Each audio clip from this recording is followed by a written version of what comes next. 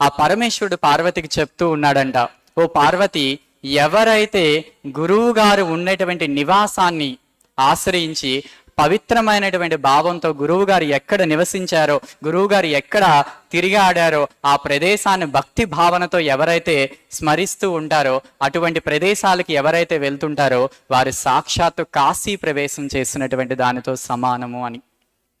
ఎవరైతే గురువు గారి యొక్క పాదాలను కడిగి ఆ పాదోదకాన్ని ఎవరైతే స్వీకరిస్తారో వారు తప్పకుండా గంగా జలాన్ని స్వీకరించిన దానితో సమానం. ఎవరైతే గురువు గారి యొక్క ప్రసాదాన్ని స్వీకరిస్తారో అది సాక్షాత్తు నా ప్రసాదం అని భావించు. ఎవరైతే గురు వాక్కును విశ్వసిస్తారో అది శివవాక్కు అని నమ్ము.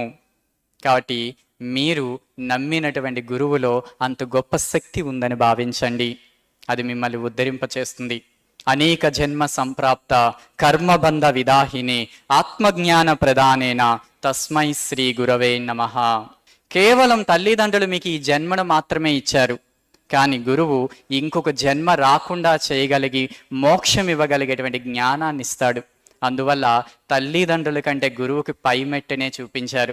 భగవంతుడి కంటే కూడా గురువు గారిది పైమెట్టే అని చెప్తున్నారు. ఎందుకంటే మోక్షానికి కారణమగు జ్ఞానాన్ని గురువు మాత్రమే ఇవ్వగలడు.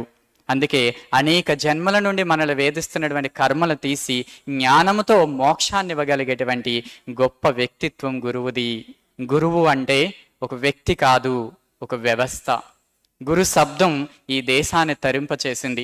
ఏ సంస్కృతిలోనూ లేదు. భారతదేశంలో ఉండేటువంటి ఇంత గొప్ప సాంప్రదాయం ఈ దేశంలో కేవలం హిందూ మతం అనే కాదు, ఇక్కడ పుట్టిన అన్ని మతాల్లో కూడా గురువే ప్రధానం.